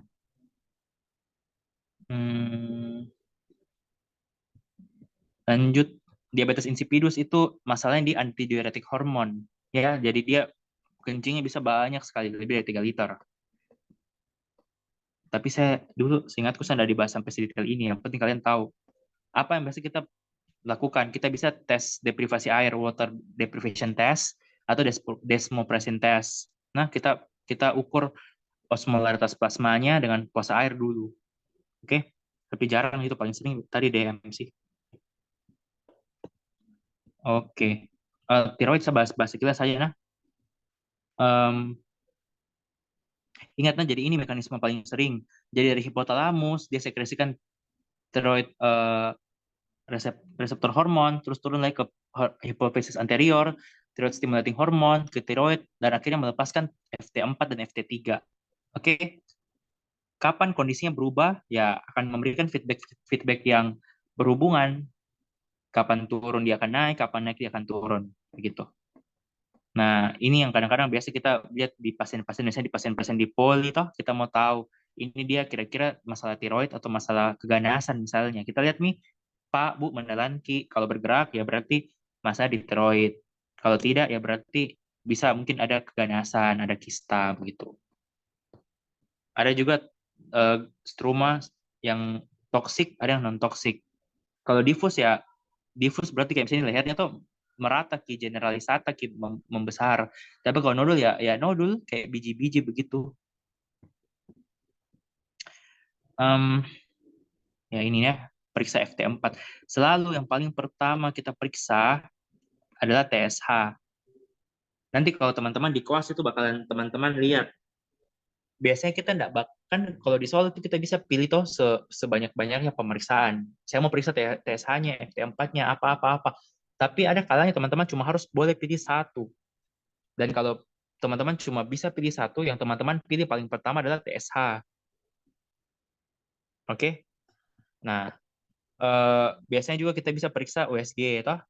Gold standarnya untuk tahu dia keganasan atau tidak, ya selalu pas kita biopsi, toh, fine needle aspiration biopsy, FNAB.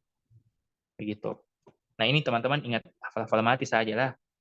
Kalau TSH turun, FT4 turun, hipotiroid sentral. Kalau FT4 naik, berarti hipertiroid. Oke? Berarti masalahnya di tiroidnya ini. Sedangkan kalau di sini berarti di atas, toh masalahnya di sentral. Jadi ini keywordnya bagus sekali nih. Perhatikan FT4-nya, kalau dia tinggi ya hipotiroid. Kalau dia rendah hipotiroid. Kalau normal lihat TSH-nya. Kalau rendah berarti hipotiroid subklinis. Sudah mau ceritanya hipotiroid tapi masih belum nampak gejalanya. Tapi kalau dia tinggi hipotiroid subklinis, sudah mau dia hipotiroid tapi belum nampak gejalanya juga. Nah, hormon tiroid. Teman-teman harus bedakan istilah tirotoksikosis dan hipertiroid. Oke? Hipertiroid dan tirotoksikosis. Tirotoksikosis itu ini, hipertiroid selalu disertai dengan tirotoksikosis. Tirotoksikosis tidak selalu disertai hipertiroidisme. Jadi tirotoksikosis itu hormon tiroid itu banyak begitu. Nah, penyebabnya apa saja? Bisa karena hormon tiroidnya memang berlebihan diproduksi sama kelenjar tiroid. Bisa juga karena obat. Bisa juga karena keganasan. Begitu. Jadi banyak sekali etiologinya. Oke? Kalau Graves' disease, kalian bisa periksain antibodinya. kan autoimun dia. Sedangkan kalau tiroiditis Hashimoto sama juga ini namanya yang kalian harus periksa anti TPO. Oke. Untuk pengobatan bisa kalian kasih metimasol dan kasih PTU kalau hipertiroid, atau kalau detak jantungnya hebat sekali, maksudnya nadinya tinggi banget, kalian kasih propanolol untuk menekan. Maksudnya kasih dia bradikardi lah. Terus kalau dia thyroid storm, krisis tiroid, krisis hipertiroid, dia sudah tinggi sekali ini kadar tiroidnya, kadar hormon tiroidnya, dan dia sampai demam, Cashman, kalian kasih PTU. Nah, hipotiroid dia intoleransi dingin, peningkatan berat badan. Pokoknya kalian bedakan dah, ini dua gejalanya itu akan bertolak belakang, Ki. Oke? Jadi kalau um, pasien-pasien hipotiroid, dia akan lebih lemas, loyo, makin kayak kelihatan gemuk. Sedangkan kalau hipotiroid, dia kayak kepanasan, Ki. Terus berat badannya turun cepat, ini baru matanya kayak menonjol keluar. Jadi kalau kalian ketemu pasien tuh, misalnya pasien di poli nanti, dia datang kayak sudah lemas, pakai jaket lagi, kayak ceritanya ruangan polimu tuh ber-AC begitu. Kan dia pakai jaket, ya kira-kira kenapa ya? Karena dia nggak bisa tahan sama dingin begitu. Tapi kalau kalian datang kayak lihat pasiennya, kalian sudah, maksudnya kayak sudah nggak bisa tenang begitu, kepanasan, bahkan kalau bisa dia pakai baju setipis-tipisnya. Nah, kalian curiga, oh dia hipotiroid ini. Tapi kalau dia kayak sudah loyo-loyo, apa sudah hipotiroid dia, berarti begitu. Ingatlah perbedaan terapinya, satu PTU atau metimasol, satu levothyroxine. Perhatikan baik-baik, nah metimasol. Metamisol itu obat anti nyeri. Metimasol itu obat anti tiroid. Nah, kalau kalian CBT internal nanti dikasih beda itu opsinya. Jadi jangan sampai terkecoh, metimasol sama metamisol, beda obatnya. Tadi kalau hipertiroid tinggi banget, tiroidnya bisa bikin krisis hipertiroid atau thyroid storm. Kalau hipotiroid rendah sekali ya bisa koma mixedema. Misalnya dia lupa minum tiroid, hormon tiroid dari luar, dia lupa minum levonya. Wah, berarti dia langsung lemas begitu, betul-betul Cashman. Nah, harus kasih levotiroid secara cepat, IV, intravena. Oke. Nah, hipertiroid itu paling sering grave disease. Nah, jadi kayak perempuan, kalian lihat di lehernya itu kayak sudah bengkak, struma diffus, dan matanya kayak mau keluar, exophthalmos, sudah grave disease, kalian curiga. Oke, ya ini sudah kelihatan sekali tuh, apalagi dia sudah tangan bergetar-getar ceritanya, dada berdebar-debar, keringat banyak, sudah grave disease lah itu. Nah, ini ada skor Wayne untuk mengetahui atau untuk melihat diagnosis hipertiroid itu bagaimana. Oke, terus apa yang penting? Nah, kalau ibu hamil trimester pertama, kalian harus kasih PTU. Kalau trimester 2 dan 3, PTU enggak boleh. Kalian harus kasih metimasol. Oke? Nah, ini tuh yang saya bilang tadi. Bedakan metamisol sama metimasol. Beta blocker atau propanolol kalau misalnya detak jantungnya tinggi sekali. Jadi kasih turun biar lebih bradikardi lah. Ini tadi thyroid storm sudah, dia demam tinggi. Nah, ini skor yang dipakai untuk menilai.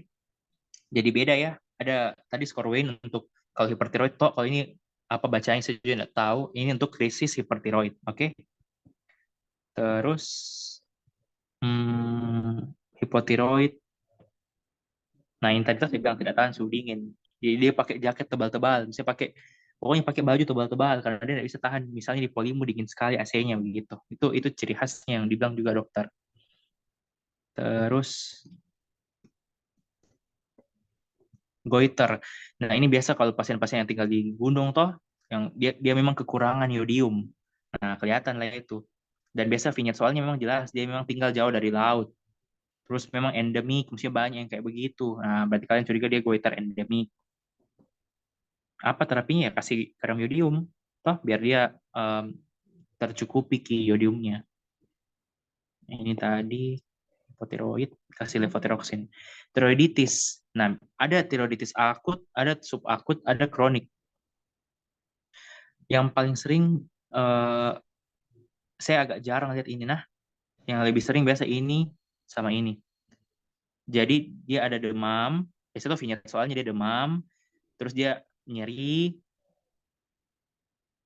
dan dia ada pernah infeksi saluran nafas, misalnya pernah flu, batuk. Ah, apa diagnosisnya?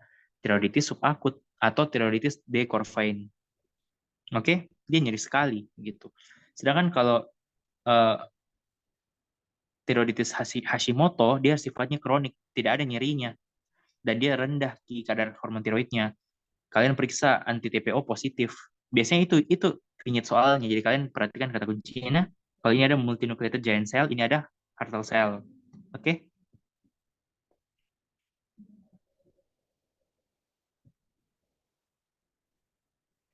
Nah, inilah multinucleated giant cell. Apa lagi? Nah, ini bisa diperiksa tuh anti TPO sama anti tiroglobulin. Karsinoma, um, saya agak jarang sih liatin, tapi intinya ciri khas seperti tumor pada umumnya toh keganasan keras, tidak bergerak, terfiksasi ki dan batasnya irregular, kayak berbenjol-benjol begitu kalau teman-teman lihat. Nah, selalu kalau hal-hal begini ya pasti biopsi lah ya atau histopatologi.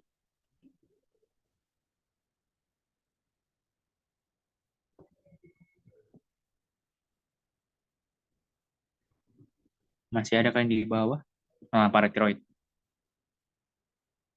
Ini tadi yang saya bilang lah, kalau hipoparatiroid biasanya kalau karena diangkat juga, tiroidnya terangkat juga. Paratiroidnya ya ini gejalanya dua.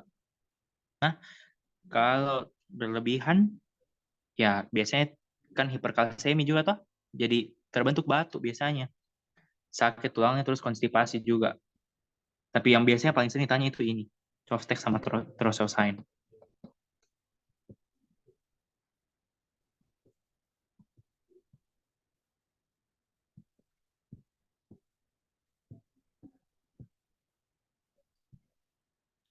Oh ya, sebelum itu saya ingat biasanya kalau pasien-pasien yang mau diangkat tiroidnya itu harus hati-hati. Biasanya kita akan dokter endokrin bakalan kerjasama sama dokter bedah saraf. Karena ingat tiroid itu ada lewat nervus laryngeus recurrens. Nervus laryngeus yang menginervasi pita suara atau plica vokalis. Jadi kalau angkat itu dan tidak hati-hati toh terpotong itu nervusnya, ya sudah suara pasiennya akan serak kayak halo nggak bisa nggak bicara begitu. Nah itu contohnya karena nervus yang menginervasi pita suara terpotong. Jadi kalau orang mau operasi tiroid harus ekstra hati-hati karena bisa lewat nervus di situ. Oke, lanjut. Adrenal. Biasanya juga ada soal-soal begini, nah ditanya itu aldosteron zona apa yang hasilkan, kortisol zona apa. Biasa kayak soal-soal yang kayak ya anu lah, soal-soal eh, tes-tes, soal-soal dasar loh. Epinefrin ingat nah atau adrenalin sama Ji. Terus,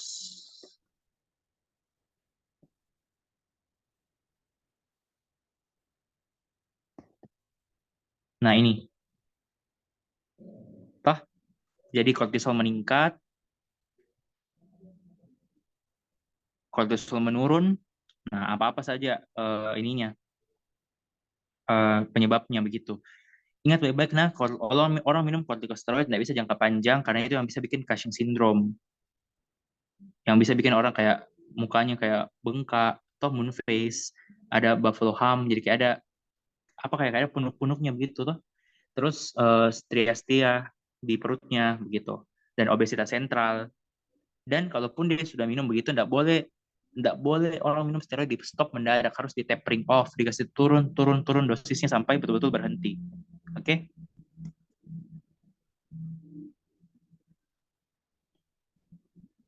Oke, ini sudah.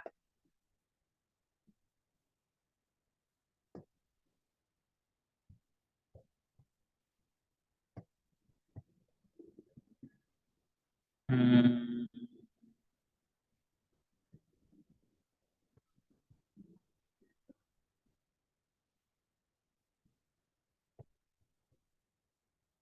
Nah, ini terakhir kayak dislipidemia. Dislipidemia itu gangguan pada kadar lipid. Misalnya dislipidemia, kolesterol naik, LDL naik, triglycerida naik, HDL-nya menurun. Ceritanya kan kolesterol jahat naik, kolesterol baik turun ceritanya kalau orang-orang awam bilang. Ingat faktor risikonya. Nah, ini target yang teman-teman harus ingat juga. Kolesterol total kurang dari 100, TG kurang dari 1,5, LDL kurang dari 100, HDL lebih sama dengan 60. Ini jarang sih saya hafal ininya, maksudnya nggak terlalu inilah. Yang kalian harus ingat ininya, tingkat optimalnya. Biasanya ini ditanya juga, berapa target terapi LDL pada pasien dengan begini. Jadi ada vignette soalnya, laki-laki lah, sudah ada DM-nya lah, turun berat badan, ada riwayat PJK. Nah, berapa target LDL-nya? Nah, itu yang kalian harus ingat. Opsinya itu paling 130, 170, itu saya yang kalian beda-bedakan. Nah, tergantung berapa faktor risikonya. Nah, obat-obatnya ini juga jangan lupa ada statin, ada ezetimibe, sama ada juga gemfibrozil golongan fibrat. Oke, saya tidak tahu teman-teman sudah pelajari atau tidak, tapi tidak apa-apa, overview saja kalau belum. Terus sindrom metabolik. Nah, ini yang saya bilang tadi, pakai kriteria NCP ATP3. Ya, biasanya orang pakai ini. Jadi dilihat lingkar perut, kemudian dislipidemianya, kemudian blood pressure sama GDP-nya, begitu. Saya kurang tahu sekarang pakai kriteria apa, tapi intinya dulu saya pas itu Poliklinik dapat ini, saya pakai kriteria ini. Ya terapinya sesuai dengan ini, masing-masing ditangani dan lifestyle diubah. Growth hormone,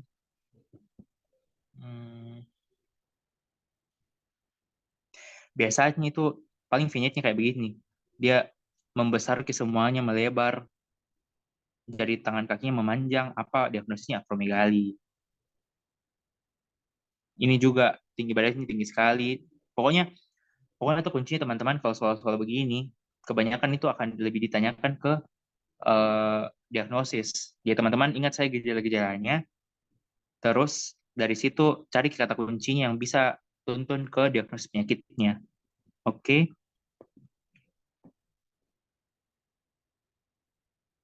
Ya, ini growth hormonnya meningkat karena ada tumor yang menekan di kelenjar hipofisis. Jadi tertekan hipofisis untuk terus produksi growth hormone. Oke.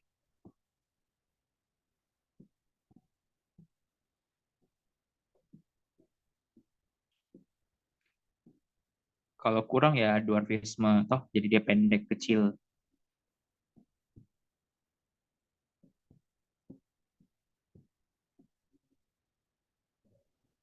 Oke. Selesai endokrin dalam beberapa menit. Semoga ada yang tertinggal. Oke, ada yang mau didiskusikan teman-teman atau cukup jelas, Ji?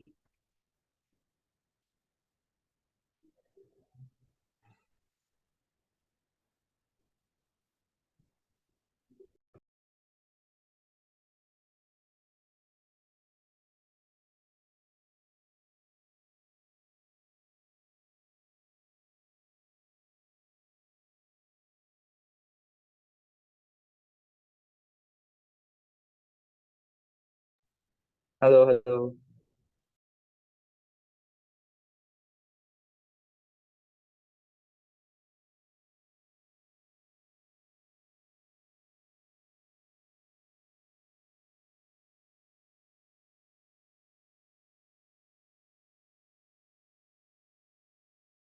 Mungkin kalau dari teman-teman juga sudah cukup jelas, Kak.